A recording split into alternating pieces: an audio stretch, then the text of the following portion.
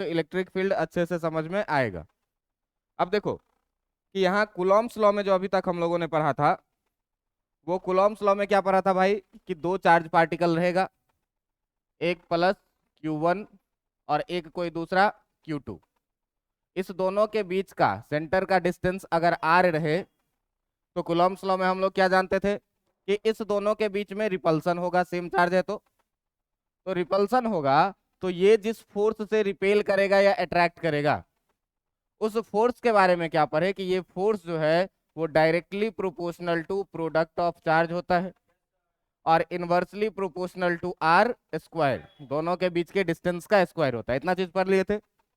इसमें प्रोपोर्शनल के साइन को हटाए थे तो के आया था, के आया था तो ये क्या था, Q1 Q2 by r square. के के बराबर में मैंने तुमको क्या बोला था कि ये होता है कितना, 1/4 पाई एप्सिलॉन नॉट, जिसका वैल्यू कितना 9 इंटू 10⁻⁴ न्यूटन मीटर स्क्वायर पर। इतना बात पता होगा। इसमें मैं बोला था कि जो एप्सिलॉन नॉट है वो वायु या निर्वात की क्या है, विद्युतशीलता है या परावैद्युतता है, क्या है, विद्युतशीलता। और इस विद्युतशीलता का मान मैं बोला था कितना, 8.85 इंटू 10⁻12 कि -12 क्या, कूलम्ब स्क्वायर पर न्यूटन मीटर स्क्वायर। ये सारी बातें थी किसके लिए, हवा के लिए। तो अगर हवा के लिए कूलम्ब्स लॉ लिखोगे तो इसी में के जगह पर क्या लिख देते थे, F equal to 1/4 pi epsilon naught Q1 Q2 by r square. और भाई साहब बोला था कि अगर इसी पूरे सिस्टम को हवा से उठा करके किसी और मीडियम में लेके चले जाओ, इसी पूरे सिस्टम को क्या करो, हवा से उठा करके किसी और मीडियम में लेकर के चले जाओ, तो उस मीडियम में बल प्रभावित होगा कि नहीं होगा, बल प्रभावित होगा। तो अगर बल प्रभावित होगा तो आप ध्यान से यहां देखिए, मेरा Q1 Q2 वही है, Q1 Q2 नहीं बदला है, दोनों के बीच का डिस्टेंस R भी वही है ना, दोनों के बीच का R भी या क्या है, वही है। बस इसी पूरे सिस्टम को हम हवा से उतारे, सुनो, इसी पूरे सिस्टम को मैंने क्या किया, हवा से उतारा और इसको कहां पहुंचा दिया, किसी दूसरे मीडियम। तो बल प्रभावित होगा, बल चेंज होगा। मेरे पास Q1 Q2 जो पहले था वही अभी भी है, जो दोनों के बीच का डिस्टेंस R था वो अभी भी वही है, 1/4 पाई का वैल्यू क्या है, कांस्टेंट ही है, वही है। तो फोर्स बदल गया, इसका मतलब जरूर एप्सिलॉन नॉट बदला होगा। तो मीडियम की परमिटिविटी बदलती है, मीडियम बदलोगे उसकी परमिटिविटी क्या हो जाएगी, बदल जाएगी। तो मैं तुमको क्या बोला भाई कि अगर कोई एक ऐसा मीडियम जिसकी परमिटिविटी एप्सिलॉन m है, तो अगर एप्सिलॉन m में तुम फोर्स को मान लो F डैश लिखोगे, तो F डैश कितना लिखोगे, 1/4 pi epsilon m Q1 Q2 by r square. और इसी में मैं क्या बोला कि ये हर मीडियम का परमिटिविटी अलग अलग है, कॉम्प्लेक्स डाटा है, तो याद रखना आसान नहीं है। तो इसके लिए एक टर्म क्या लाए थे, रिलेटिव परमिटिविटी। और रिलेटिव परमिटिविटी को मैं क्या बोला था कि किसी मीडियम का परमिटिविटी और बाय एयर या वैक्यूम का परमिटिविटी। अब देखो कि इसको जब इधर लेके आओगे तो epsilon m equal to epsilon naught into epsilon r आएगा कि नहीं। इसी डाटा को यहाँ पर पुट कर दिए थे तो एफ डैश इक्वल टू कितना निकल गया था, 1/4 pi epsilon naught into epsilon r Q1 Q2 by r square, यही चीज ना। अब देखो कि ये रिलेटिव परमिटिविटी, ये 1/4 पाई एप्सिलॉन नॉट तो हमको कांस्टेंट है, Q1 Q2 by r square भी मेरा फिक्स है। तो अगर ध्यान से देखिएगा तो ये एफ डैश जो है ये 1/एप्सिलॉन r टाइम्स एफ है, जो वहां पे फोर्स लगा था एयर में, है ना। ये एप्सिलॉन डैश किसका है, किसी मीडियम के लिए, और ये एफ किसके लिए है, हवा के लिए। इतनी बातें मैं बताया था। अब तुम पढ़े हुए होगे डाइइलेक्ट्रिक कांस्टेंट, है ना, केमिस्ट्री में एक दिन देख रहे थे, कोई बच्चा पूछ रहा था। तो इस डाइइलेक्ट्रिक कांस्टेंट का मतलब यही होता है क्या कि दो चार्ज के बीच में अट्रैक्शन या रिपल्सन जो है, बीच में मीडियम के बदल देने से वो कितना प्रभावित होगा, बीच में मीडियम के बदल देने से वो कितना प्रभावित होगा। मान लो दो चार्ज है और दोनों चार्ज हवा में है और इसके बीच में मैं क्या करूं, लकड़ी भर दूं, तो फोर्स प्रभावित होगा कि नहीं होगा, कितना गुना प्रभावित होगा, घटेगा कि बढ़ेगा, तो कितना गुना घटेगा, इसी चीज को क्या बोलते हैं, रिलेटिव परमिटिविटी। इसी चीज को क्या बोलते हैं, आपेक्षिक परावैद्युकता या विद्युतशीलता। समझ में आ रही है बात? इसी को बोलते हैं क्या, डाइलेक्ट्रिक कांस्टेंट। अब इसमें एक एग्जांपल लिए थे किस चीज का भाई, पानी का। तो पानी का एप्सिलॉन आर होता है कितना, 81। पानी का डाइलेक्ट्रिक कांस्टेंट कितना होता है, तो 81 होने का मतलब ये हुआ कि हवा में अगर फोर्स एफ लग रहा है, अगर एयर में फोर्स एफ लग रहा है, तो वाटर में जो यही फोर्स है वो 1/एप्सिलॉन आर टाइम्स एफ हो जाएगा, इतना गुना घट जाएगा। यही देखिए कि इसमें आपको मैं बोला था कि एयर का परमिटिविटी, अगर एयर का बात किया जाए रिलेटिव परमिटिविटी का, तो ये कितना होता है, 1। और बढ़ते बढ़ते अगर हम लोग किसी मेटल पे आ जाएंगे, ये एयर के लिए था, और अगर किसी आप मेटल के लिए आ जाइएगा, धातु के लिए, तो इसका रिलेटिव परमिटिविटी हो जाएगा कितना, इन्फिनिटिव। इस बात पर भी चर्चा हो चुकी थी। और इसका वैल्यू, रिलेटिव परमिटी का वैल्यू हमेशा 1 से लेकर के और इन्फिनिटिव के बीच में ही लाई करेगा। अगर इन्फिनिटिव है तो वो जरूर कोई ना कोई क्या होगा, मेटल होगा। और तुम सोचो कि अगर दो चार्ज को किसी मेटल से अगर जोड़ दोगे, बीच में मेटालिक मीडियम डाल दोगे, तो ये दोनों चार्ज तो न्यूट्रलाइज होकर के कोई ना कोई सिंगल चार्ज बन जाएगा कंडक्शन से, है ना। सिंगल चार्ज बच जाएगा तो फोर्स लगेगा क्या, फोर्स नहीं लगेगा, जीरो। तो जब वो फोर्स हो गया जीरो, तो जरा सा सोचो कि अगर फोर्स हो गया जीरो यहाँ पे, तो फोर्स को हमको जीरो कर देंगे, तो जीरो अपॉन समथिंग हो जाएगा जो इन्फिनिटिव टेंड करेगा। फोर्स जीरो कब होगा, ये एफ डैश जीरो कब होगा, जब रिलेटिव परमिटिविटी कहाँ टेंड करे, इनफाइनाइट टेंड करे। तो इनफाइनाइट से डिवाइड होगा तो ये फोर्स कैसा मिलने लगेगा, जीरो मिलने लगेगा। कब, जब इस दोनों के बीच में मेटल डाल देंगे तो फोर्स ही नहीं लगेगा, क्योंकि दोनों तो एक हो गया कंडक्शन से। जब दोनों एक हो गया तो फोर्स जीरो हुआ, इसका मतलब जरूर ये रिलेटिव परमिटिविटी कहाँ टेंड कर रहा होगा, इन्फिनिटिव के तरफ, क्योंकि इनफाइनाइट से डिवाइड करेंगे, आंसर कितना आएगा, जीरो। एग्जैक्ट जीरो नहीं, टेंडिंग टू जीरो। ठीक ना, बात समझ में आ गई इतनी। चलो, ये थी कूलॉम्स लॉ की बात। इसी में मैं एक चीज बोला था क्या, कि सुपरपोजिशन थ्योरम। तो सुपरपोजिशन थ्योरम में क्या बात किए थे कि अगर एक से अधिक चार्ज रहे, अगर एक से अधिक चार्ज रहे, मान लो कि ये Q1 रहे, ये Q2 रहे, ये Q3 रहे, अलग अलग साइन से भी रहे, ठीक ना, -Q3, और यहाँ पे एक चार्ज रहे कोई सा Q0, पॉजिटिव चार्ज है ये। यहाँ से डिस्टेंस R1 है, यहाँ से डिस्टेंस R2 है, यहाँ से डिस्टेंस R3 है। तो इस पर सारे आवेश क्या करेंगे, अलग अलग बल लगाएंगे। और ये लगा हुआ बल किसी दूसरे से प्रभावित नहीं होता है। मैं तुम पर जितना बल लगा रहा हूं बस उतना ही लगा रहा हूं, तुम्हारे बगल में कौन है, तुम्हारे अगल में कौन है, इससे हमको कोई फर्क नहीं पड़ रहा। समझ में आ रहा है बात?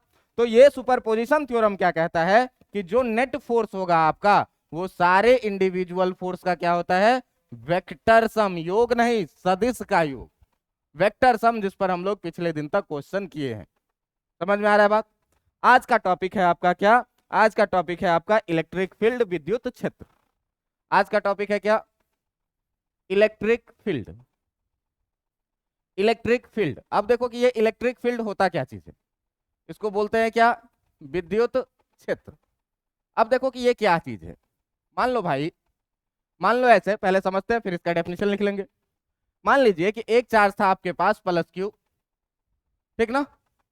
अब ये किसी दूसरे चार्ज पे फोर्स लगाता था, मान लीजिए q पे, बाहर की तरफ रिपल्सन का फोर्स लगाता था। ये फोर्स कितना लगाता था ये आपको पता है। आप एक बात बताइए कि मैं ये +Q हूं, और कोई एक ऐसा बच्चा -Q, वो स्मॉल वाला Q है, जो मेरे नजदीक में है। तो मेरे नजदीक में रहेगा तो इस R का वैल्यू क्या रहेगा, कम रहेगा।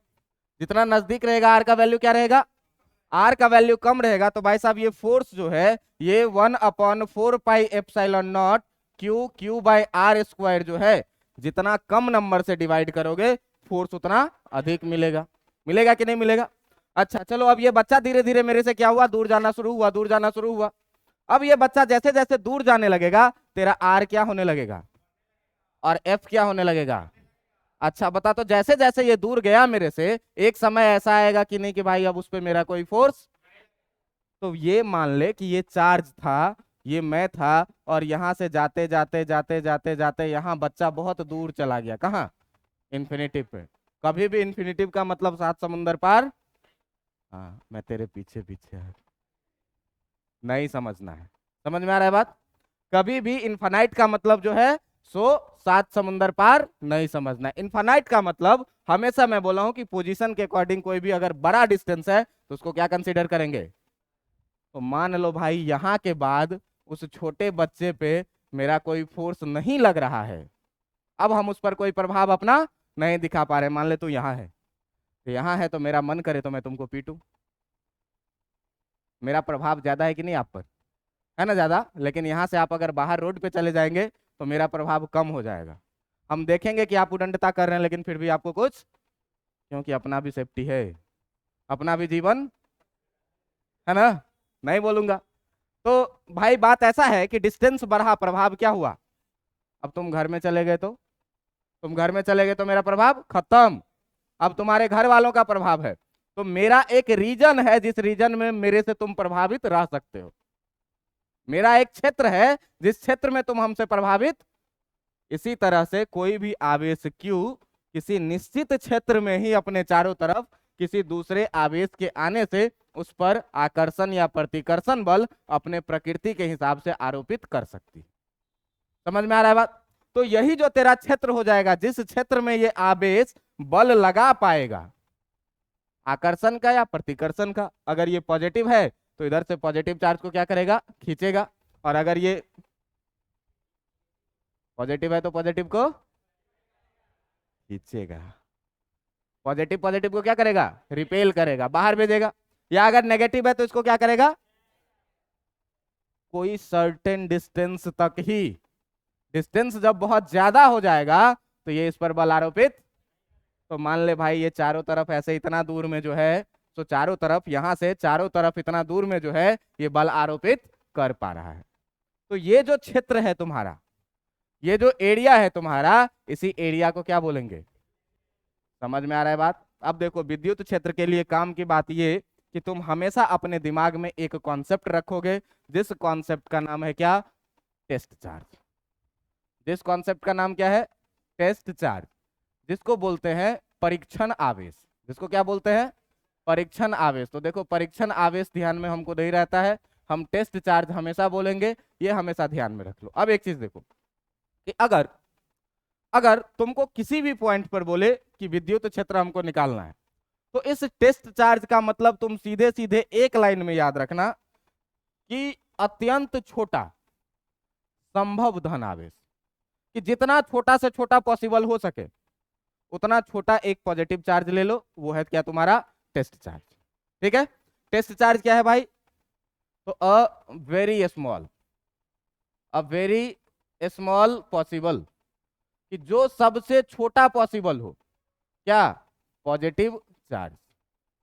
बस इतना ही बात याद रखना, क्या, कि सबसे छोटा संभव जो पॉजिटिव चार्ज होगा उसी को क्या बोलेंगे, टेस्ट चार्ज बोलेंगे। और इसको डिनोट किया जाएगा किस चीज से, पॉजिटिव चार्ज है Q और नॉट।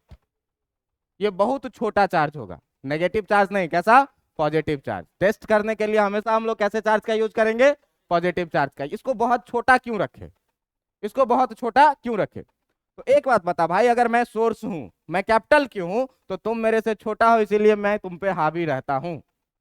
तुम मेरे से छोटे हो हर चीज में, इसीलिए मैं तुम पर हावी रहता हूं। लेकिन अगर क्लास में मेरे पिताजी आकर के बैठ जाएं तो मैं हावी रह पाऊंगा क्या, वही हावी हो जाएंगे उल्टे। गलत पढ़ा रहे, ठीक से पढ़ा ले, आज तक पढ़ाना नहीं आया, बोल देंगे कि नहीं बोल देंगे, तुम बोल पाओगे क्या। क्यों क्यों क्यों, कि मैं बड़ा हूं और मेरे सामने तुम इतने छोटे हो, इतने छोटे हो कि तुम्हारा प्रभाव मेरे ऊपर में नहीं पड़ रहा है। इसीलिए टेस्ट चार्ज को हमेशा बहुत छोटा लेना है। क्यों, कि जो सोर्स चार्ज प्लस Q है इसमें इसका प्रभाव नहीं पड़ना चाहिए। नहीं तो पता चला कि क्षेत्र इसका है और दादागिरी वो कर रहा है। समझ में आ रहा है बात। तो अगर ये चार्ज बहुत बड़ा रहेगा भाई, ये प्लस Q0 बहुत बड़ा रहेगा, तो क्षेत्र इसका और दादागिरी उसकी अच्छी लगेगी क्या, जिसका क्षेत्र उसी का दादागिरी रहना चाहिए। तो इसके दादागिरी को मेंटेन रखने के लिए इसमें जो हम लोग दूसरा चार्ज लाते हैं टेस्ट करने के लिए, वो इतना छोटा लाते हैं, इतना छोटा लाते हैं कि इस पर इसका कोई प्रभाव। यही है कॉन्सेप्ट ऑफ टेस्ट चार्ज। बात समझ में आ गई। अब देखिए कि आपके विद्युत क्षेत्र का परिभाषा क्या है। टेस्ट चार्ज के बारे में बस इतना ही जानना, क्या, कि एक सबसे छोटा संभव पॉजिटिव चार्ज। अब देखो कि जो विद्युत क्षेत्र तुमने जाना, जो तुमने जाना कि विद्युत क्षेत्र क्या होता है भाई, तो इस विद्युत क्षेत्र के बारे में जरा सा ध्यान से देखो, परिभाषा क्या। तो किसी आवेश या आवेशों के निकाय के चारों तरफ का वैसा क्षेत्र, किसी आवेश या किसी आवेश के निकाय, सिस्टम भी हो सकता है कि एक इलाका में हम अकेले दादागिरी करें, हो सकता है कि हम 3-4 लोग मिलके करें। तो या तो अकेले सिस्टम हो सकता है या तो एक सिस्टम ऑफ चार्ज हो सकता है। बात समझ में आ रहा है? केवल एक या एक से अधिक भी। तो भाई क्या कह रहा है कि किसी भी आवेश या आवेशों के निकाय, किसी भी आवेश या आवेशों के निकाय जिसमें, या आवेशों का निकाय जिसमें जिसमें जिसमें मूल आवेश अपने प्रकृति के अनुसार, जिसमें मूल आवेश अपने प्रकृति के अनुसार आकर्षण या विकर्षण बल का प्रभाव, अच्छा भयंकर ग्रेट मिसप्रिंटिंग है नहीं, अनुसार, अब ठीक है, आकर्षण या विकर्षण, ठीक ना, आकर्षण या विकर्षण का प्रभाव किसी परीक्षण आवेश पर लगा सके, किसी परीक्षण आवेश पर लगा सके। मतलब क्या, ऐसा क्षेत्र भाई आवेश पर लगा सके कि क्या बोले कि किसी भी आवेश या आवेशों का निकाय जिसमें मूल आवेश का मतलब क्या, ये जो आवेश दिया रहेगा या आवेशों का निकाय दिया हुआ रहेगा, वो अपने प्रकृति के अनुसार, ठीक ना, अपने प्रकृति के अनुसार आकर्षण या विकर्षण का प्रभाव किसी परीक्षण आवेश पर लगा सके, ठीक ना। तो जिस क्षेत्र में यह लगा पाएगा उसी को क्या बोलेंगे, विद्युत क्षेत्र। तो यहां तो सर क्षेत्र कहीं लिखा ही हुआ नहीं है। तो किसी भी आवेश या आवेशों का निकाय जिसमें मूल आवेश अपने प्रकृति के अनुसार, आवेशों का निकाय जिसमें मूल आवेश अपने प्रकृति का, जिसमें को जिस क्षेत्र में कर दिया जाए अच्छा हो जाएगा, है ना। जिसमें को जिस क्षेत्र में कर दीजिए तो एक लाइन में हो जाएगा। चल छोड़ हटा, इसको पूरा गायब किया जाए, है ना। निकाय जिस क्षेत्र में, अपने अनुसार लिख लीजिए, ठीक ना, अपने अनुसार लिख लीजिए, मेरा लिखा हुआ याद नहीं रहेगा। क्या बोले सुनो, क्या बोले कि किसी भी आवेश या आवेशों का निकाय या तो एक चार्ज रहेगा या तो चार्ज का सिस्टम रहेगा, जिस क्षेत्र में मूल आवेश अपने प्रकृति के अनुसार, टेस्ट चार्ज तो हमेशा ही पॉजिटिव होना है। अब मूल आवेश अगर पॉजिटिव रहेगा तो उसको रिपेल करेगा, प्रतिकर्षित, और अगर नेगेटिव रहेगा तो उसको क्या करेगा, आकर्षित। तो आकर्षण या प्रतिकर्षण का या विकर्षण का प्रभाव किसी परीक्षण आवेश पर लगा सके, उसी क्षेत्र को क्या कहेंगे, विद्युत क्षेत्र कहेंगे। बात समझ में आ रहा है? उसी क्षेत्र को क्या कहेंगे, विद्युत क्षेत्र कहेंगे। अब देखो कि इस विद्युत क्षेत्र में तुमसे कोई आदमी पूछेगा कि भाई ये विद्युत क्षेत्र कहां पर स्ट्रांग है या कितना है, इसको बोलते हैं क्या, विद्युत क्षेत्र की तीव्रता। इसको क्या बोलते हैं, विद्युत क्षेत्र की तीव्रता। इसको बोलते हैं इलेक्ट्रिक फील्ड इंटेंसिटी, ठीक ना। इसको क्या बोलते हैं, electric field intensity, electric field intensity. अब देखो कि ये क्या है, तो इलेक्ट्रिक फील्ड तो सर समझ में आ गया। अब कोई सोर्स चार्ज ये है +Q, और हम टेस्ट चार्ज को इसके बिल्कुल नजदीक रखें, ये डिस्टेंस बोल दो R1, तो ये फोर्स इस पर अधिक लगाएगा। अगर हम इसको थोड़ा सा बढ़ाते जाएं R2, तो ये जो फोर्स लगाएगा Q0 पे थोड़ा कम जाएगा। जैसे जैसे दूर जाता जाएगा फोर्स का वैल्यू क्या होता जाएगा, घटता जाएगा। मतलब क्षेत्र का परिमाण भी क्या होता जाएगा, घटता जाएगा। तो इस विद्युत क्षेत्र के तीव्रता के बारे में क्या कहता है, ये कहता है क्या कि किसी भी विद्युत क्षेत्र में प्रति इकाई आवेश पर लगने वाला बल विद्युत क्षेत्र की तीव्रता कहलाती है। देखिएगा ध्यान से, क्या है ये कह रहा है कि किसी भी विद्युत क्षेत्र में, किसी भी विद्युत क्षेत्र में, किसी भी विद्युत क्षेत्र में प्रति इकाई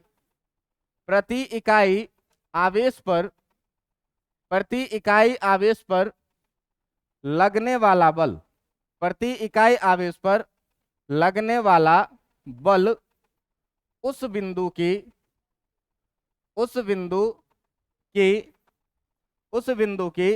विद्युत क्षेत्र तीव्रता कहलाती है। क्या कहलाती है? विद्युत क्षेत्र तीव्रता कहलाती है, तीव्रता कहलाती है। देखिएगा ध्यान से। अब यहां पर देखो कि अगर हम लोग बात करें किस चीज में, बिंदु आवेश के लिए, अगर हम लोग बात करें किस चीज के लिए, बिंदु आवेश के लिए, पॉइंट चार्ज के लिए, ठीक ना। अब सुनिए ध्यान से कि एक सोर्स चार्ज मान लीजिए आपको यहां दिया हुआ है, जो है कितना, प्लस क्यू, ठीक ना। और कहे क्या कि इस प्लस क्यू से आर दूरी पर कोई बिंदु है पी, आर दूरी पर कोई बिंदु है क्या, पी। तो हमको बताओ कि इस पी पॉइंट पर जो है सो विद्युत क्षेत्र की तीव्रता कितनी होगी। तो तुमको क्या करना है कि ये जो तुम्हारा टेस्ट चार्ज है, ये जो तुम्हारा टेस्ट चार्ज है, टेस्ट चार्ज कौन सा है, प्लस क्यू नॉट, इसको तुम हमेशा क्या रखो, पॉकेट में रखो। इसको कहां रखो हमेशा, करंट लग जाएगा सर, हमें मान ले, सुन सही बोल रहे हैं, छोटा चार्जर रख लोगे दिक्कत नहीं होगा। चलो सुनो, अब क्या बोले कि जिस भी पॉइंट पर बोले इलेक्ट्रिक फील्ड निकालने के लिए, उस पॉइंट पर तुम क्या करो, इस टेस्ट चार्ज को रख दो। इस टेस्ट चार्ज को क्या करो, देखो ये पॉजिटिव चार्ज है, इसको क्या करेगा, रिपेल करेगा। मान लो ये फोर्स है कितना, F। अब इस F को अगर आप निकालिएगा तो F इक्वल टू कितना लिखिएगा, KQ1 Q2 बाय, लिखिएगा कि नहीं। अब ये देखो कि Q0 आवेश पर जो बल लग रहा है वो कितना, F। Q0 आवेश पर कितना बल लग रहा है, F। तो Q0 आवेश पर अगर F बल लग रहा है, यहां देखना ध्यान से कि Q0 आवेश पर अगर बल लग रहा है F, तो इकाई आवेश पर कितना लगेगा, यूनिटरी मेथड, इकाई एकी की नियम, है ना, कि Q0 आवेश पे F बल लग रहा है तो इकाई आवेश पे कितना लगेगा, F बाय। और इकाई आवेश पर जितना बल लगता है उसी को विद्युत क्षेत्र की तीव्रता, जिसे E से डिनोट किया जाता है ना। मतलब अगर आप E बराबर लिखेंगे विद्युत क्षेत्र की तीव्रता, इसे कैपिटल E द्वारा निरूपित किया जाता है, द्वारा निरूपित किया जाता है, ये याद रखिए, निरूपित किया जाता है। अब देखो इसमें कि अगर E बराबर लिखोगे तो क्या लिखोगे, कुल बल का परिमाण या कुल आरोपित बल, है ना, कुल आरोपित बल कि कितना बल लगा, और कितना बल लगा बट्टा में क्या लिखोगे कि परीक्षण आवेश का परिमाण, परीक्षण आवेश का परिमाण कहां से आया भाई साहब, तो वहां देख लो कि क्या बोला था मैं कि Q0 चार्ज पे जो फोर्स लग रहा है वो कितना, F, है ना। तो एक चार्ज पे कितना लगेगा, F बाय, F क्या है, बल का परिमाण, और Q0 क्या है, परीक्षण आवेश का परिमाण।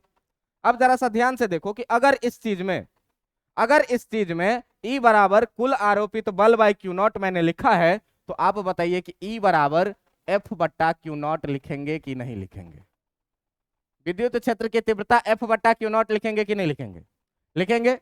अब यही चीज जो है सो तुमको क्या करना है, याद रखना है। अब जरा सा ये बताओ कि जरा सा देखें कि ये इलेक्ट्रिक फील्ड वेक्टर है कि स्केलर है, तो तुम बताओ कि ऊपर फोर्स वेक्टर की स्केलर, और नीचे चार्ज वेक्टर की स्केलर, स्केलर। तो वेक्टर और स्केलर को गुना करेंगे या भाग करेंगे तो रिजल्ट क्या मिलेगा, वेक्टर मिलेगा। तो जब वेक्टर मिलेगा भाई साहब, तो ये फोर्स भी है वेक्टर, तो ये इलेक्ट्रिक फील्ड भी क्या हो जाएगा, मतलब सीधे सीधे लिखेंगे क्या कि जो आपका विद्युत क्षेत्र है, जो आपका विद्युत क्षेत्र है वो क्या है, एक सदिश राशि है। कैसा राशि है, सदिश राशि है, सदिश राशि है। अब ध्यान दीजिएगा कि सदिश राशि है तो इसका एसआई मात्रक का जरा सा बात किया जाए, तो अगर इसके एसआई मात्रक का आप बात करिएगा, अच्छा, अगर ये सदिश राशि है तो एक चीज और देख लो, इसका दिशा भी होगा कुछ ना कुछ, है ना। तो ये एक सदिश राशि है जिसका दिशा, जिसका दिशा कैसा होगा, जिसका दिशा बल के दिशा के समान होगा, जिसका दिशा बल के दिशा के समान होगा। क्यों कि देखो इधर बल का दिशा, बल का दिशा, बल का दिशा किधर, बाहर की तरफ। ये देख लो, ये अगर पॉजिटिव चार्ज है प्लस क्यू, और यहां से आर डिस्टेंस पर जो प्लस क्यू नॉट मैंने रखा है, अगर प्लस क्यू नॉट मैंने रखा है तो इसको क्या करेगा, रिपेल करेगा। तो बल का दिशा ये, मतलब विद्युत क्षेत्र का भी दिशा सेम। क्लियर। अगर ये प्लस क्यू जो है ये नेगेटिव चार्ज है, अगर ये प्लस क्यू जो है ये नेगेटिव चार्ज है, माइनस क्यू है, तो ये आर डिस्टेंस पर दूर जो पॉइंट पी है, यहां पर मैं प्लस क्यू नॉट रखूंगा, तो बल किधर के तरफ लगेगा, और इधर के तरफ ही क्या लगेगा, विद्युत क्षेत्र। अब दो ही तरह का जो है जो तुम्हारे पास विद्युत आवेश है, एक धन आवेश, एक, तो धन आवेश के कारण हमेशा बाहर की तरफ लगेगा। क्यों, क्योंकि ये तो ऑलवेज पॉजिटिव, ये हमेशा क्या, तो धन आवेश हमेशा किधर लगाएगा, बाहर की तरफ, और ऋण आवेश हमेशा विद्युत क्षेत्र किधर। तो ये भी चीज एक पॉइंट में लिख लें क्या, कि धन आवेश के कारण, कि धन आवेश के कारण, धन आवेश के कारण विद्युत क्षेत्र की तीव्रता का दिशा, ठीक ना, विद्युत क्षेत्र की दिशा सीधे लिखना, विद्युत क्षेत्र की दिशा, दिशा किधर, बाहर की ओर, बाहर की ओर, तथा, तथा ऋण आवेश के कारण कैसा होगा, तथा ऋण आवेश के कारण, तथा ऋण आवेश के कारण, कारण विद्युत क्षेत्र जो होगा वो विद्युत क्षेत्र किधर के तरफ होगा, विद्युत क्षेत्र अंदर की ओर, मतलब आवेश के तरफ, ठीक ना, अंदर, अंदर मतलब आवेश के तरफ होगा, आवेश की ओर होगी, आवेश की ओर होगी। ये बात समझ में आ गया कि पॉजिटिव चार्ज से हमेशा किधर की तरफ, बाहर की तरफ, और नेगेटिव चार्ज से हमेशा किधर की तरफ। तो अगर मान ले भाई यहाँ पर प्लस क्यू है, तो प्लस क्यू से हर दिशा में जो विद्युत क्षेत्र की दिशा होगी वो बाहर की तरफ, वो किधर की तरफ, बाहर की तरफ। कहाँ तक, बहुत दूर तक, ठीक ना, बहुत दूर तक। और अगर ऋण आवेश रहेगा, माइनस क्यू रहेगा, तो यही किधर की तरफ रहेगा, अंदर की तरफ। देखो सारा एरो का गेम है कि अगर एरो अंदर मतलब नेगेटिव चार्ज, एक भी एरो उल्टा हुआ कहानी गलत हो जाएगी।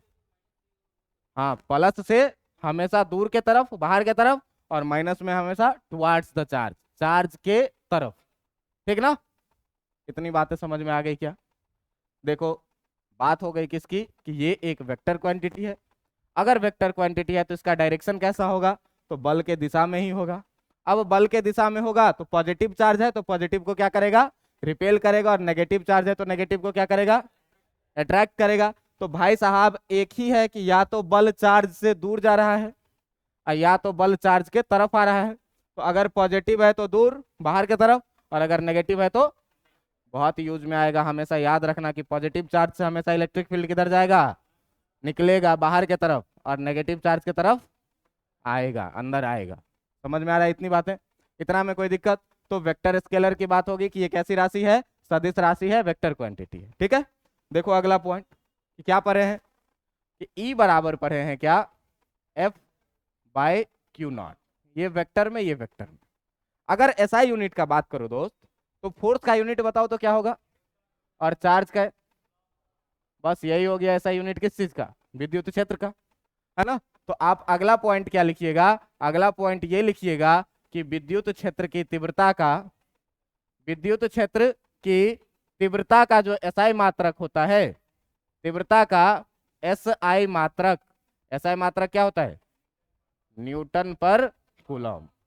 अच्छा, अगर कोई तुमसे कह दे कि इसका बीमा बताओ जरा सा, विद्युत क्षेत्र की तीव्रता की बीमा, विद्युत क्षेत्र की तीव्रता की बीमा। अब देखो जरा सा, अगर तीव्रता की बीमा का बात करेंगे तो भाई साहब जो ई का बीमा होगा वो बराबर एफ का बीमा, और नीचे किसका बीमा, क्यू नॉट का बीमा होगा कि नहीं होगा, होगा कि नहीं। अब देखो कि बल का बीमा तुमको पता है क्या, MLT माइनस, याद है? और चार्ज का भी डायमेंशन तुमको याद होगा दोस्त, याद है कि नहीं? याद है? इसको ऊपर लेके जाओ, तो जब भी ऊपर लेके जाओगे तो MLT माइनस 2 तो पहले से है, ये t का पावर 1 ऊपर जाएगा तो कितना, और a का पावर 1 ऊपर जाएगा तो ये कितना हो जाएगा, MLT माइनस और a माइनस, यही जो डायमेंशन हो जाएगा वो किसका डायमेंशन, विद्युत क्षेत्र की तीव्रता का डायमेंशन। तो रटना नहीं है इसको, ठीक है ना, रटना नहीं है, सॉल्व करने आपको आना चाहिए कि जो फाइनली हुआ वो क्या हुआ, कि जो आपके विद्युत क्षेत्र की तीव्रता का जो बीमा हुआ वो कितना हुआ, विद्युत क्षेत्र की तीव्रता का जो बीमा हुआ वो हुआ MLT माइनस 3 और a माइनस 1। कैसे आया ये समझ में आ गया होगा, SI मात्रक समझ में आया, स्केलर वेक्टर समझ में आ गया और डायमेंशन। तो किसी भी फिजिकल क्वांटिटी को जब पढ़ेंगे तो इसमें 3 चीजों को पढ़ना जरूरी है, वेक्टर है कि स्केलर है, दूसरी बात उसका यूनिट क्या होगा, और तीसरी चीज उसकी डायमेंशन क्या होगी, डायरेक्ट परीक्षा में पूछ दिया जाता है, ठीक ना। तो रटोगे तो नहीं होगा, आप देखो कॉन्सेप्ट सीखे हो तो तुमसे निकल रहा है आराम से, रटने से नहीं रटाता है, ठीक ना। तो विद्युत क्षेत्र में देखो अभी तक क्या सब किए, अभी तक क्या सब किए कि कहे भाई क्या तुमको कि जो फोर्स है वो चार्ज के चारों तरफ का ऐसा क्षेत्र है जिसमें वह क्या कर सके, किसी भी परीक्षण आवेश पे बल लगा सके, है ना। अब ये परीक्षण आवेश क्या चीज है सर, तो ये परीक्षण आवेश क्या है, तो मैं बोला क्या, सीधे एक बहुत छोटा पॉसिबल, जो सबसे छोटा पॉसिबल पॉजिटिव चार्ज हो, ठीक ना, उसी को क्या बोलेंगे, क्यू नॉट। नहीं बोल सकते हो, ठीक ना, लेकिन इंडिविजुअली पॉसिबल नहीं होता है, प्रोटॉन लेके घूमो तो प्रोटॉन स्टेबल कन है, केमिस्ट्री में पढ़ना है यार, काम समझ रहे हो ना। चलो इधर ठीक है, अब देखो सुना इधर, बोले क्या कि अब विद्युत क्षेत्र है तो कहीं पर बल कम लग रहा है, कहीं पर बल, तो बल के परिमाण को ज्ञात करने के लिए कि कहां पर विद्युत क्षेत्र स्ट्रांग है कहां पर वीक है, इसके लिए कौन सा टर्म लाए, विद्युत क्षेत्र की तीव्रता, जिसको ई से डिनोट किया जाता है। तो ई से डिनोट किया जाता है, तो अगर बिंदु आवेश के लिए मैं बोला तो ई इक्वल टू क्या बोला, कुल आरोपित बल बाय परीक्षण आवेश का परिमाण, कहां से, तो क्यू आवेश पर एफ बल लग रहा है, ये क्यू इस प्लस क्यू नॉट पे कितना बल लगा रहा है, एफ। तो अगर क्यू प्लस क्यू नॉट पे एफ बल लगा रहा है तो भाई साहब एक पर कितना लगाएगा, और एक पे जितना बल लगता है उसी को क्या बोलते हैं, क्या निकला, कुल आरोपित बल बाय परीक्षण आवेश का इतना ही। अब यहां से कहां पर पहुंचे कि ये वेक्टर है कि स्केलर है, तो ये वेक्टर है कि स्केलर है, तो इस चीज में क्या देख रहे हैं भाई कि ऊपर फोर्स वेक्टर नीचे चार्ज, और वेक्टर और स्केलर का गुना या भाग क्या रिजल्ट देता है, वेक्टर। अभी भी कुछ लोग स्केलर कुछ लोग वेक्टर, घर पे पढ़ो थोड़ा सा, ठीक ना। अब देखो जो बल का दिशा होगा वही विद्युत क्षेत्र की दिशा होगी, तो बल में देखिए क्या कि पॉजिटिव चार्ज इस पॉजिटिव को क्या कर रहा है, रिपेल, तो ये तो जन्म सिद्ध इसका अधिकार है कि हम पॉजिटिव ही रहेंगे, टेस्ट चार्ज है, टेस्ट चार्ज है, हम पॉजिटिव ही रहेंगे तो रिपेल करेगा, तो पॉजिटिव चार्ज के कारण फोर्स किधर, बाहर के तरफ, तो इलेक्ट्रिक फील्ड भी किधर, नेगेटिव चार्ज के कारण फोर्स किधर, इलेक्ट्रिक फील्ड भी किधर। इतनी बातें समझ में आ गई थी, तो यूनिट और डायमेंशन का बात कर लिए, यूनिट और डायमेंशन भी अब करें तो सर कोई ऐसा फॉर्मूला का जुगाड़ लगाते कि जहां से इलेक्ट्रिक फील्ड निकाला जा सकता। तो देखो इलेक्ट्रिक फील्ड निकालने के लिए तुम्हारे पास फॉर्मूला क्या है, ये जरा सा ध्यान से देखना, कैसे फॉर्मूला निकाल रहे हैं। मान लीजिए कि एक ये पॉइंट चार्ज है आपके पास, मान लीजिए कि एक ये पॉइंट चार्ज है आपके पास, और ये पॉइंट चार्ज है प्लस क्यू, ये पॉइंट चार्ज है आपका कितना, प्लस क्यू, कैपिटल क्यू, ठीक है। अब यहां से आपको आर डिस्टेंस के दूरी पर कोई पॉइंट है पी, यहां से आर डिस्टेंस के दूरी पर कोई पॉइंट है पी, और इस पॉइंट पी पर आपको क्या करना है, विद्युत क्षेत्र की तीव्रता निकालनी है। तो जब भी विद्युत क्षेत्र का तीव्रता निकालने के लिए तुमको बोले, ये पॉइंट के बारे में क्या बोला कि ये पॉइंट है पी, यहां से कितना डिस्टेंस पर है, आर डिस्टेंस पर, तो जब भी कोई बोले विद्युत क्षेत्र का तीव्रता इस पॉइंट पर निकालो, पॉकेट से टेस्ट चार्ज निकालो और यहां भर दो, पॉकेट से टेस्ट चार्ज निकालो और यहां पे क्या करो, बात समझ में आया। अब देखो कि अगर यहां पर फोर्स तुमको बोले निकालने के लिए कि ये इस पर कितना फोर्स लगा रहा है, एफ, है ना, तो अगर तुमको बोले फोर्स निकालने के लिए तो F equal to K q naught by r square लिखोगे कि नहीं लिखोगे? कहाँ से? ये कहते हैं हमारे कूलॉम्स लॉ। ये हमको कौन कहा? ये कूलॉम्स लॉ से हमको ये चीज पता है। लिखोगे कि नहीं? अब देखो कि भाई अभी क्या पढ़े हैं, अभी क्या पढ़े हैं कि जो इलेक्ट्रिक फील्ड होगा E, वो E होगा क्या? F by Q not, F by Q not. चलो अभी वेक्टर में बात नहीं करते हैं, वेक्टर में थोड़ा सा बात करेंगे, लेट बात करेंगे, अभी बस ऐसे ही रहने दो। F by Q not. अब देखिए कि इसको F इंटू 1/Q0 लिख सकते हैं क्या? F इंटू 1/Q0 लिख सकते हैं। अच्छा F का वैल्यू जरा सा देखिए तो वहां से कितना आया? K q naught by r square और इंटू 1 कितना? अच्छा ये बता, क्यू नॉट से क्यू नॉट बचा कितना? के क्यू बाई आर स्क्वायर। ये क्या बचा? Electric field. अच्छा वेक्टर नहीं लगाना है अभी। ये क्या बचा? Electric field. किसके कारण? ये हमेशा ध्यान में रखना है, ये वैलिड है केवल किसके लिए? पॉइंट चार्ज के लिए। जब आवेश कैसा रहे? पॉइंट चार्ज है, डिस्ट्रीब्यूटेड चार्ज नहीं रहे तो। इतनी बातें समझ में आई? अब मान लो कि इसको हम क्या बोले? Vector are. इस पोजीशन को क्या बोले? वेक्टर आर बोल सकते हैं। वेक्टर है, इसको क्या बोल सकते हैं? Vector are. कूलॉम्स लॉ में भी बोलते थे। अब अगर इसको वेक्टर फॉर्म में लिखना है तो इसका डायरेक्शन तो हमको पता है कि भाई साहब ई का डायरेक्शन जो है वो फोर्स के डायरेक्शन में ही है ना? तो इस डायरेक्शन में जो वेक्टर है वो कौन है? वेक्टर आर है। तो वेक्टर आर के अलॉन्ग एक यूनिट वेक्टर निकाल करके अगर इसमें गुना कर दें तो वेक्टर फॉर्म में हो जाएगा कि नहीं हो जाएगा? तो अगर बात करें भाई साहब वेक्टर फॉर्म का, अगर बात करें भाई साहब वेक्टर फॉर्म का, तो वेक्टर फॉर्म के लिए आप देखिए कि आपके पास ई बराबर K q by r square है। इसमें मैंने क्या किया? आर कैप से गुना किया तो ये ई क्या हो गया? कोई दिक्कत है? नहीं कोई दिक्कत है। अब ये बताइए दोस्त कि ये ई बराबर K q by r square और इस यूनिट वेक्टर को vector r by magnitude of vector r लिख सकते हैं कि नहीं? लिख सकते हैं कि नहीं? ये तो डेफिनेशन ही है सर यूनिट वेक्टर का कि वेक्टर में उसके मैग्नीट्यूड से क्या करो? डिवाइड कर दो। अब देखो कि जो तुम्हारा रिजल्ट आने वाला है ये आ जाएगा कितना? ई बराबर K q by r square और into vector r by magnitude of vector r को आर लिख सकते कि नहीं?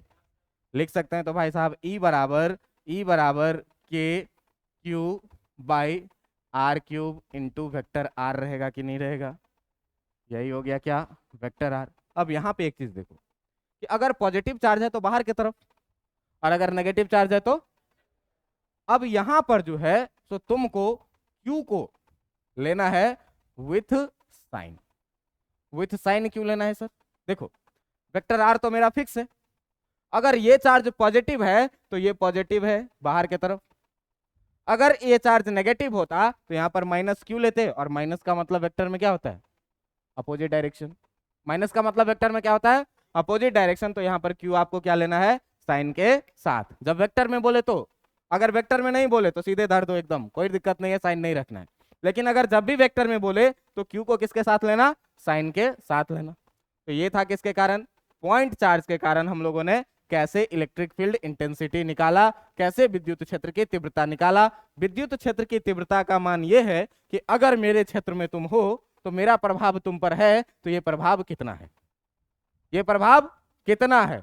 तो इस प्रभाव का परिमाण निकालने के लिए मैंने क्या बोला कि इकाई आवेश पर जितना बल आरोपित होगा, इकाई आवेश पर जितना बल आरोपित होगा वही क्या होगा? विद्युत क्षेत्र की तीव्रता, है ना? अब देख इकाई आवेश जैसा कुछ पॉसिबल तो होता नहीं है, 1 माइक्रोकूलम या 1 कूलम। बहुत छोटा आवेश अगर हम इकाई ढूंढेंगे तो 1 माइक्रोकूलम ढूंढेंगे, 1 मिलीकूलम ढूंढेंगे, तो इतना छोटा आवेश पॉसिबल नहीं होता है। क्वांटाइजेशन ऑफ चार्ज याद करो, हर पॉसिबल चार्ज नहीं होता है, हर चार्ज पॉसिबल।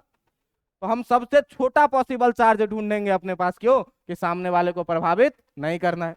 तो भाई सबसे छोटा पॉसिबल चार्ज ढूंढा, उसका नाम क्या रखा? Test charge.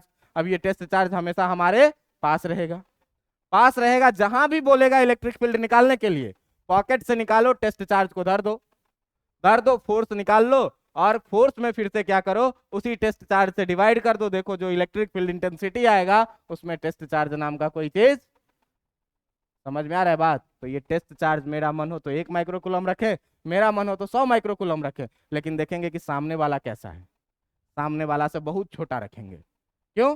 कि कहीं ऐसा ना हो कि उसके प्रभाव निकालने के चक्कर में इसी का प्रभाव उस पर पड़ने लगे। इसीलिए इसको क्या रखना है, बहुत छोटा रखना है, कि सोर्स के अनुसार ये कैसा रहे, बहुत छोटा। आप किसी के मन में है क्या कि सर प्रोटॉन को रख सकते हैं क्या? रख सकते हैं, आप उससे ज्यादा भी रख सकते हैं, लेकिन ये पहले देख लीजिए कि सामने कौन खड़ा है।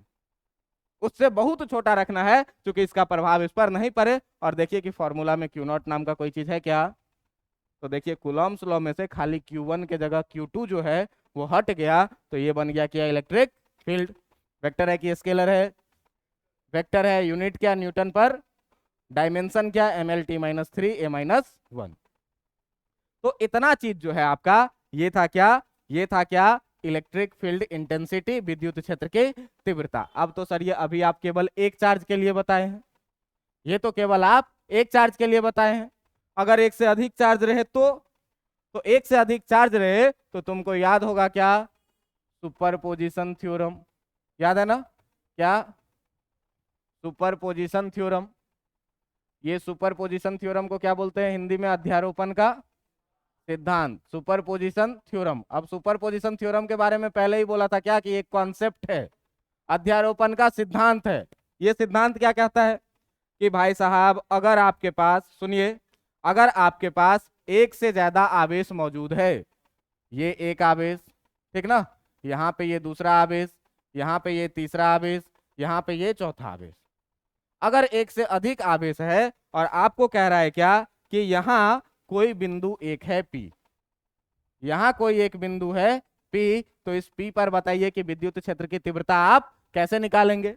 तो सबसे पहले आप करेंगे क्या? सबसे पहले आप करेंगे क्या कि पता करेंगे कि यहाँ से दूरी कितना है। तो मान ले ये दूरी R1, ये दूरी R2, ये दूरी यहाँ से R3, ये दूरी यहाँ से R4। अलग अलग दूरियां हैं, अलग अलग आवेश भी हैं। तो मान लीजिए कि इस आवेश के बारे में कह रहा है क्या कि ये प्लस Q1 है, इसके बारे में कह रहा है क्या कि ये प्लस Q2 है, इसके बारे में क्या कह रहा है कि ये माइनस Q3 है ना, और इसके बारे में ये क्या कह रहा है कि ये प्लस Q4 है। अलग अलग आवेश है, दूरियां भी अलग अलग है क्या? ये R1, ये R2, ये R3, ये R4। अब बताओ इस सब के कारण अलग अलग विद्युत क्षेत्र की तीव्रता बनेगी कि नहीं बनेगी? बनेगी। पॉजिटिव से किधर के तरफ? बाहर के तरफ, और नेगेटिव के अंदर के तरफ। तो भाई साहब ये देख जरा सा, ये देख जरा सा कि अगर इस पॉजिटिव चार्ज के कारण इलेक्ट्रिक फील्ड E1 बनेगा तो अंदर के तरफ कि बाहर के तरफ? बाहर के तरफ। इस पॉजिटिव चार्ज के तरफ अगर इलेक्ट्रिक फील्ड बनेगा तो अंदर के तरफ कि बाहर के तरफ? बाहर के तरफ। इस नेगेटिव चार्ज के कारण अगर इलेक्ट्रिक फील्ड बनेगा तो अंदर के तरफ, और इस पॉजिटिव चार्ज के कारण अगर इलेक्ट्रिक फील्ड बनेगा तो बाहर के तरफ। इतना बात समझ में आ रहा है क्या? अगर इतना बात समझ में आ रहा है, मैं पहले चार्ज के कारण जो इलेक्ट्रिक फील्ड है उसको बोलूं E1, दूसरे के कारण जो है उसको बोलूं E2, तीसरे के कारण जो है उसको बोलूं E3, और चौथे के कारण जो है उसको बोलूं E4। तो सुपरपोजिशन थ्योरम क्या कहता है कि जो ई नेट होगा, जो ई नेट होगा वो vector sum of E1 plus E2 plus E3 plus, बात समझ में आ रहा है कि नहीं? बात समझ में आ रहा है कि नहीं? अब देखो कि अगर E1, E2, E3, E4 लिखना है, वेक्टर में लिखना है, तो वेक्टर में लिखना है तो ये देखो कि अगर हमको ई नेट लिखने का मन करे, अगर हमको ई नेट लिखने का मन करे तो E1 को लिखेंगे KQ1 बाई R1 का क्यूब इंटू वेक्टर R1, ये ना वेक्टर फॉर्म। प्लस अगर E2 को लिखने का बात करें तो KQ2 बाई R2 का whole square into vector R2, ये ना। अच्छा, होल क्यूब, बहुत बढ़िया। चलिए देखिए, होल क्यूब लिखेंगे ना, तो जो परीक्षा में पूछ देता है यहाँ वेक्टर लगा देगा, यहाँ R क्यूब दे देगा। एक बार परीक्षा में ऐसा ऐसा क्वेश्चन पूछता है, देखो क्या देगा, क्या कि निम्न में से कौन सा सत्य है? E बराबर कह देगा KQ by R² into unit vector R। यही दे देगा E बराबर क्या? KQ by R³ into vector R। तो ये दोनों ही सही है, ठीक ना? ये दोनों ही, कैप रहेगा तो यहाँ स्क्वायर रहेगा, वेक्टर रहेगा तो यहाँ, ये ध्यान में रखना, ऑप्शन कंफ्यूज करने के लिए ऐसा दे देता है और बच्चा समझता है सर चाहे जे कैप लिखें और चाहे आई पे ऐसे लिखें, दोनों का तो मतलब एक ही होता है। यहाँ पर एक ही मतलब समझेंगे तो आपका मतलब बिगड़ जाएगा। इसीलिए अलग अलग मतलब समझना, ये यूनिट वेक्टर है और ये पूरा वेक्टर है। समझ में आ रहा है बात? तो इस तरह से हम लोगों को क्या करना है, इस चीज को ध्यान में रखना है। अब ऐसे ही आप क्या करेंगे कि इसको plus dot dot dot dot करके लिख लेंगे, और वेक्टर सम का मतलब तो कूलॉम्स लॉ में 2 दिन से पढ़ ही रहे थे। कूलॉम्स लॉ का मतलब तो वेक्टर में 2 दिन से पढ़ ही रहे थे। अब एक छोटा सा सवाल 2 मिनट में देखेंगे इस पर, और फिर आज ये दोगो। अच्छा चलो लिख देते हैं, घेर भी देते हैं ना। ई बराबर K q by r square into unit vector r, और ई बराबर क्या, K q by r cube तो इंटू वेक्टर आर, ये दोनों चीज। ठीक है, ठीक है, ठीक है। हाँ,